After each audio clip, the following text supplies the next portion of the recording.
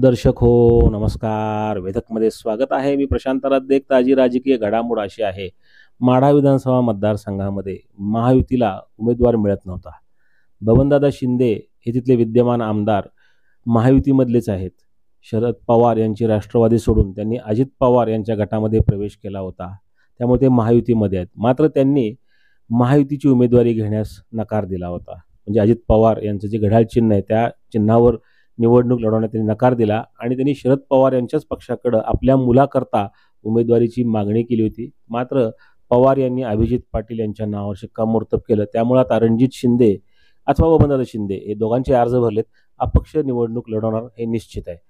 आणि इथं महायुतीकडं उमेदवारच नव्हता. शिवसेनेचे संपर्क प्रमुख असणारे शिवाजीराव सावंत हे याच तालुक्यातले, मात्र त्यांनी पण इथून इंटरेस्ट दाखवला नाही. त्यामुळं महायुतीकडनं कोण निवडणूक लढवणार याच्याबद्दल सस्पेन्स होता. अखेर काल मिनलताई साठे ज्या काँग्रेसच्या नेत्या आहेत आणि माढ्याच्या नगराध्यक्ष आहेत, त्यांना महायुतीने आपल्या कोट्यातून उमेदवारी दिलेली आहे. अजित पवार यांच्या पक्षाकडून त्यांना उमेदवारी देण्यात आली. यशवंत माने यांनी त्यांना एबी फॉर्म दिला, त्यांनी अर्जही भरलेला आहे. त्यामुळं महायुतीला ताईंनी आधार दिला असं म्हटलं तर वावगं ठरणार नाही. जेव्हा त्यांना उमेदवारी मिळाली तेव्हा त्यांनी महाविकास आघाडीवर टीका पण केली की मोहोळमध्ये सिद्धी कदम यांना दिलेली उमेदवारी, एका महिलेला दिलेली उमेदवारी काढून घेण्यात आली आणि तिथं म्हणजे त्यांना म्हणत होतं की एका महिलेचा अपमान केलेला आहे. आणि दुसरीकडं माढ्यामध्ये मात्र मला उमेदवारी देऊन महायुतीनं महिलांचा सन्मान केलेला आहे. माढा विधानसभा मतदारसंघातली लढत अत्यंत चुरशीची आहे. अभिजित पाटील हे पंढरपूर भागातले नेते आहेत आणि विठ्ठल कारखान्याचे अध्यक्ष आहेत. त्यांनी शरद पवार यांच्या राष्ट्रवादी काँग्रेस पक्षाची उमेदवारी मिळावी म्हणून खूप प्रयत्न केले. 10-12 दिवस ते मुंबई पुढे तळ ठोकून होते आणि अखेर त्यांनी ती उमेदवारी मिळवलेली आहे.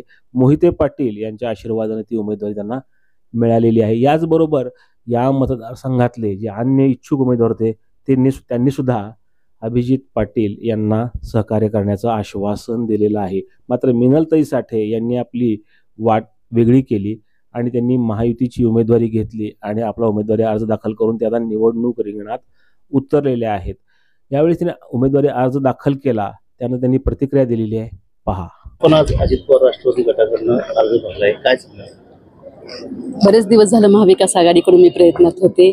आदरणीय शरदचंद्र पवार पक्ष असेल किंवा काँग्रेस, आमचा जो प्रमुख पक्ष आहे त्या पक्षाकडून मी सर्व नेते मंडळींना भेटले. मला काँग्रेसच्या तिकिटावर उमेदवारी द्या, कारण मी नगरपंचायतच्या माध्यमातून गेले 7 वर्ष झालं काम करते आणि जनतेला लोकप्रतिनिधी कसा असावा ह्याचं उत्तम उदाहरण मी लोकांसमोर ठेवलेलं आहे. लोकांची कामं करून दाखवलेली आहेत आणि ह्या कामाच्या जोरावर मला खरं तर उमेदवारी मिळेल असे इच्छित होतं की माझं काम पाहून महाविकास आघाडीचे सर्व वरिष्ठ मंडळी एक महिला नेतृत्वाला संधी देतील असं मला वाटलं होतं. परंतु वरिष्ठ मंडळींनी कुठल्याही महिला नेतृत्वाला संधी दिल्याचं पाहिलं गेलं नाही. आपण पाहतच आहात, कालही मोहोळमधल्या एका मुलीला संधी दिली होती आणि परत तिचा एबी फॉर्म माघारी काढून घेतलेला आहे. महिलाची कुठलीही दखल ह्या वरिष्ठ मंडळांनी घेतली नाही. त्याच्यामुळे मला काम करायचं होतं. नगरपंचायतच्या माध्यमातून माढा शहराचा विकास केलेला होता. मला माढा मतदारसंघाचा पण विकास करायचा आहे. माढा मतदारसंघातल्या जनतेच्या सर्व सुविधांसाठी मला काम करायचं आहे आणि ही भूमिका मी घेऊन पुढे आलेली आहे. काल मी अपक्ष फॉर्म भरला होता. काल प्रचंड बहुसंख्येने महिला माझ्या फॉर्म भरण्यासाठी उपस्थित राहिल्या होत्या.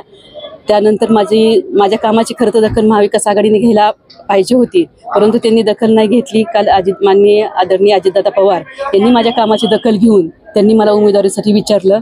सर्व कार्यकर्त्यांशी विचारविनिमय करून आम्ही हा निर्णय घेतलेला आहे.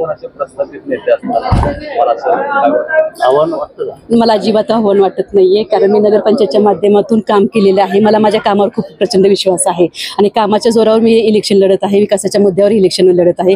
प्रस्थापित असेल तरी सुद्धा प्रत्येकाला एक संधी नवीन उमेदवाराला मिळाली पाहिजे. आणि माढा मतदारसंघामधील तुम्ही पाहताय विकास कुठेही 30-30 वर्ष झालेला दिसत नाहीये. कुठल्याही सुविधा माढा मतदारसंघात नाहीयेत. पायाभूत सुविधा नाहीत, रस्ते नाहीत, पाणी नाहीयेत. त्याचबरोबर अनेक सुविधांपासून माढा मतदारसंघ वंचित आहे. शिक्षणाच्या सुविधा नाहीत, आरोग्याच्या सुविधा नाहीत. ह्या अनेक विकासाचे मुद्दे आहेत आणि ह्या विकासाच्या मुद्द्यावर पहिल्यापासूनच्या प्रस्थापितांनी काहीच काम केलेले दिसून येत नाहीये. त्याच्यामुळे माढा नगरपंचायतच्या माध्यमातून जो मी विकासाचा पॅटर्न राबवलेला आहे, लोकांना सोयी सुविधा दिलेल्या आहेत आणि हाच पॅटर्न घेऊन माढा मतदारसंघामध्ये मी संपूर्णपणे गेलेले आहे. जनसंवाद यात्रेच्या माध्यमातून लोकांशी संपर्क साधून, जनसंवाद साधून लोकांच्या समस्या मी जाणून घेतलेल्या आहे आणि हाच माढा मतदारसंघाचा माढा शहराचा पॅटर्न मी संपूर्ण मतदारसंघात राबवणार आहे. स्वतः मी सक्षमपणे काम केलं असल्याने मला कुठल्याही प्रकारचं आव्हान आज वाटत नाही.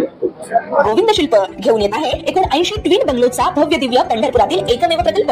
आमच्या प्रकल्पाची वैशिष्ट्ये मनाला शांती देणारं महादेवाचं मंदिर, मुख्य रस्ता सुमारे 30 फुटांचा, अंतर्गत रस्ता सुमारे 20 फुटांचा, ग्रामपंचायत योजनेचा प्रत्येक बंगलोजला स्वतंत्र नळ, सांडपाण्याची सुरक्षित विल्हेवाट, सर्व टाइल्स ग्लॉसी आणि नामांकित कंपनीच्या, सर्व स्टेअर, खिडक्या, चौकटी सुपर ब्लॅक ग्रेनाइट, दोन्ही अटॅच बाथरूम पूर्णपणे टाइल्स, पंतप्रधान हर घर नल योजना पूर्णत्वाकडे, bathroom, basin, kitchen, CP fittings हे जगवार कंपनीचे, स्टील वर्क पूर्णपणे जिंदाल कंपनीचे, 1000 लिटर पाण्याची टाकी, 150 लिटर सोलर वॉटर हीटर सोबत वॉटर प्युरिफायर, प्रत्येक बंगलोजला स्वतंत्र पार्किंग, दर्शनीय भाग पूर्णपणे डॅटो टाइल्स, टाटा प्रवेश कंपनीचे आकर्षक भक्कम दरवाजा, फुटी उंचीचे सुरक्षित कंपाऊंड। मग विचार काय करताय? गोविंद शिल्प, पत्ता गट नंबर 95, हॉटेल अंगण शेजारी, टाकळी रोड, पंढरपूर।